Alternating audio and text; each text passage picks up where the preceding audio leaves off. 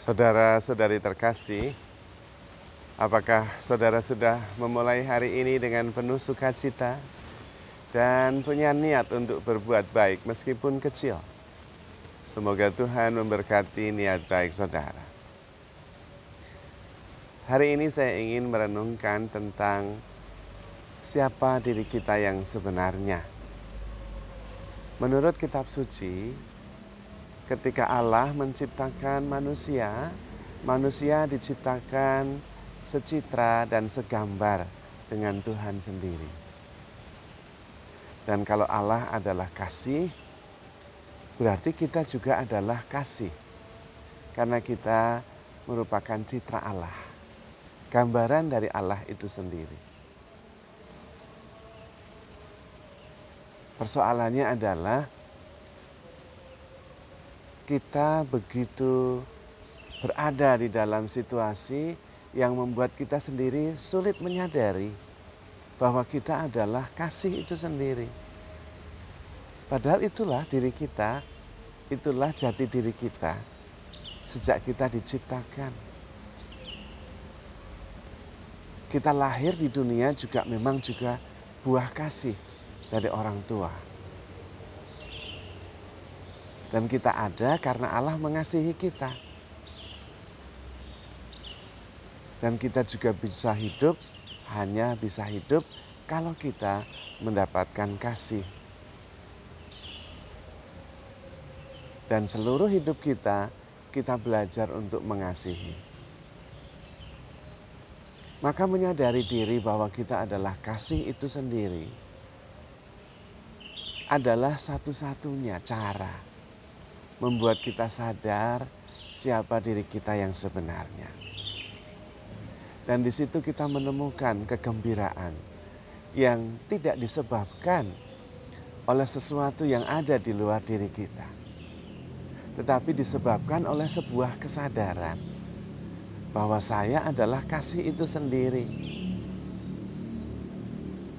Kasih yang kemudian mewujud dalam sebuah pribadi, menjadi seorang pribadi tertentu. Harapannya perwujudan jasmani kita itu mewujudkan kasih yang menjadi dasar, yaitu jati diri kita. Ketika kita berbicara, kita mengungkapkan kasih. Ketika kita bertindak melakukan tindakan-tindakan kasih. Ketika kita berdiam diri, kita memancarkan kasih. Dan kemudian ketika orang bertemu kita, bertemu kasih. Dan itulah kesempurnaan diri kita. Ketika kita sadar bahwa kita adalah kasih. Tentu ada batasan-batasan tertentu dalam ekspresi jasmani ketika kasih diwujud nyatakan dalam pribadi kita. Ada keterbatasan di dalam mengungkapkan kasih dalam kata-kata yang bisa disalahpahami. Ada keterbatasan kasih ketika diungkapkan di dalam tindakan juga bisa disalahpahami. Dan karena itu kita perlu memurnikan diri kita sendiri. Sehingga yang terungkap entah lewat kata-kata maupun tindakan itu murni mengungkapkan siapa diri kita yang adalah kasih itu sendiri. Namun yang paling penting adalah kita sendiri memurnikan pikiran, memurnikan roh kita, memurnikan kesadaran kita dari berbagai macam pengaruh yang membuat kita berkurang dari kepenuhan kasih itu sendiri. Maka perjalanan mencapai kepenuhan diri adalah perjalanan menyadari bahwa kita adalah kasih itu sendiri. kasih yang sebetulnya tanpa batas. Karena kasih yang terbatas ya bukan kasih. Kasih itu tidak terbatas waktu. Mengasihi ya mengasihi saja. Kasih itu tanpa syarat. Mengasihi saja. Unconditional love. Kasih itu tak terbagi-bagi, utuh, penuh. Kasih ya kasih. Dan kasih dari definisinya sendiri sebetulnya adalah sebuah keterbukaan.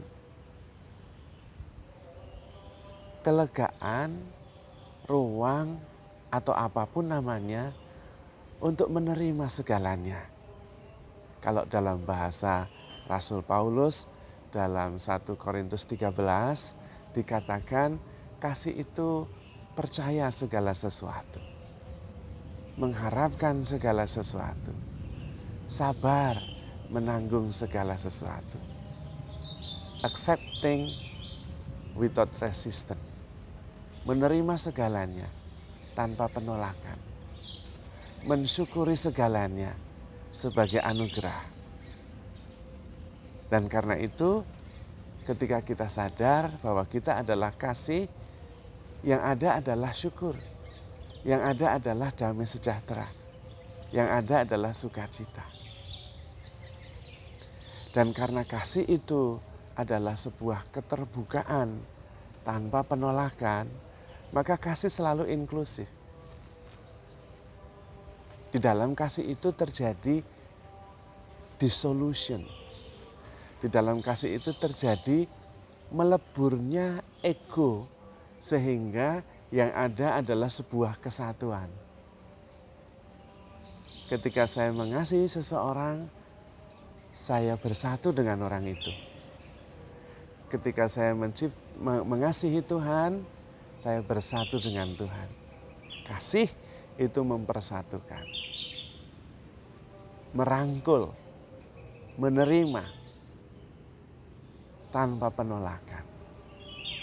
Dan karena itu, meskipun kita mewujud di dalam wujud sebuah pribadi, namun ada kesadaran bahwa wujud jasmani pribadi dari sang kasih itu sendiri mempunyai keterbukaan yang begitu luas, sehingga dia berpikir sungguh-sungguh luas, tidak berpikir sempit, terbuka, dan kemudian mampu menerima segalanya dengan rasa syukur.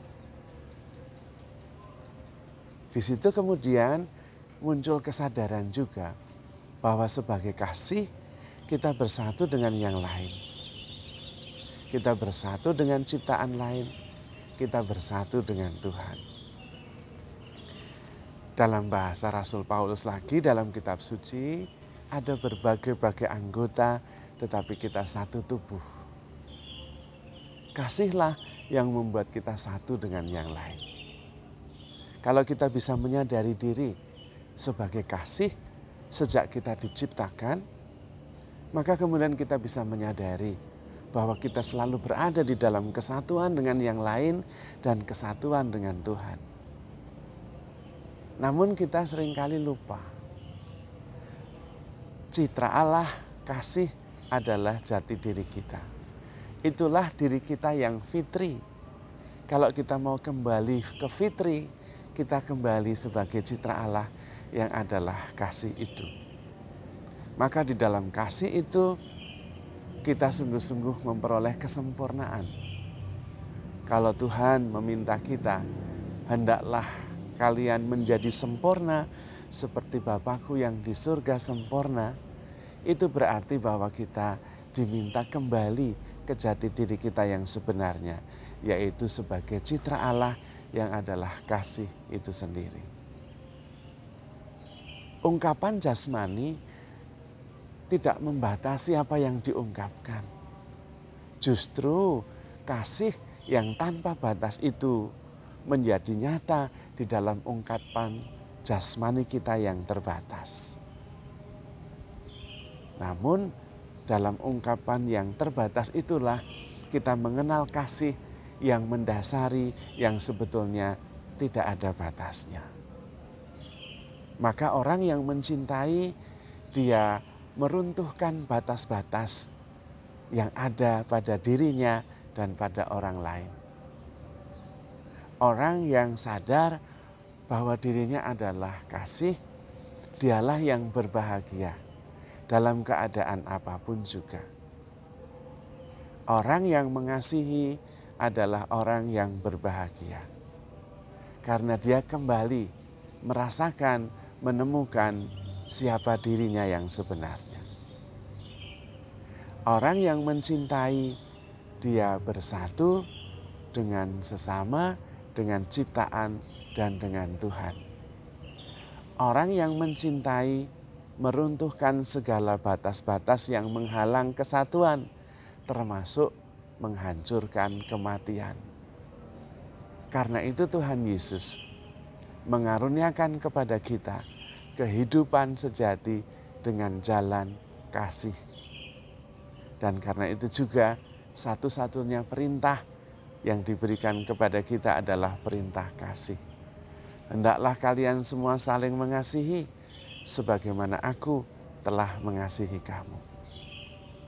Maka mari kita bangun dan sadar bahwa kita adalah kasih itu sendiri. Sejak semula diciptakan sampai selama-lamanya. Bahwa kita mempunyai kepribadian itu adalah perwujudan dari kasih yang sempurna itu. Agar kasih sungguh bisa dialami dan dirasakan dan disadari. Yang berjumpa dengan kita, berjumpa dengan kasih itu sendiri.